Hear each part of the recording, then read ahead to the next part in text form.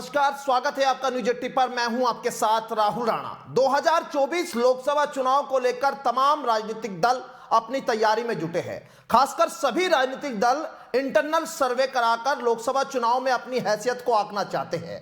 पिछले कुछ दिनों पहले बीजेपी ने भी इसी तरह का एक इंटरनल सर्वे अपनी पार्टी में कराया था, जिसका नतीजा बेहद चौंकाने वाला सामने आया था, क्योंकि इस सर्वे में भाजपा करीब 15 सीटों पर कड़ी चुनौती अपने आप को मान रही है। इस सर्वे के सामने आने के बाद 2024 को लेकर प्रत्याशी के चयन पर भाजपा के भीतर मंथन शुरू हो गया।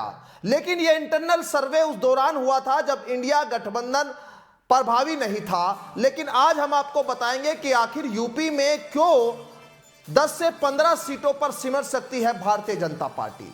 दरअसल भाजपा ने संगठन को हर लोकसभा क्षेत्र के लिए नाम ढूंढने का काम दिया हुआ है। कुछ सर्वों के लिए एजेंसी लगाई गई है जो सीधे संगठन को रिपोर्ट करेगी। मौजूदा संसद में के खिलाफ जो एंटी कैम्पेंसी है या फिर प्रो इनकैम्पेंसी है, उसकी जानकारी वो करेगी। हालांकि बीजेपी को लगता है कि अगला लोकसभा चुनाव भी पीएम मोदी के नाम पर होगा और लोग उम्मीदवार के बजाय मोदी के नाम पर वोट करेंगे। लेकिन इन सब के बावजूद उम्मीदवार के खिलाफ माहौल को बीजेपी नजरअंदाज नहीं करना चाहती, क्योंकि घोसी उपचुनाव में मिली दारा सिंह को हार बीजेपी प्रत्याशी के खिलाफ बने माहौल को वो मानती है। यूपी की ऐसी कई सीटें हैं जिन पर भाजपा ने अपना पूरा जोर लगा दिया है। बीजेपी के संगठन के शीर्ष नेताओं की माने तो करीब 9 ऐसी सीटें उनके लिहाज से है जिन्हें भाजपा सबसे कड़े मुकाबले के तौर पर मान रही है। यानी रेड जोन में वो सीट आती है, जिसमें आजमगढ़, कन्नौज, अंबेडकर नगर, मुरादाबाद, रामपुर, अमरोहा, रायबरेली, सहारनपुर और फिरोजाबाद सीट है। इसके अलावा करीब 6 ऐसी सीटें हैं जहां बीजेपी को लगता है कि वहां पार्टी कड़े मुकाबले में फंस सकती है, जिसमें अमेठी भी है, जौनपुर है, फूलपुर है, लालगंज, सरीखी सीटें हैं। अमेठी सीट से राहुल गांधी परिवार हमेशा जीतता रहा, लेकिन 2019 में वहां स्मृति ईरानी जीती। फिलहाल इस सीट पर स्मृति ईरानी सांसद है। ऐसे में स्मृति ईरानी की सीट भी भाजपा के सर्वे में फंसी हुई नजर आती है। बीजेपी ने 2024 से पहले कुछ सीटों को रेड जोन और येलो जोन में बांटने का काम किया था।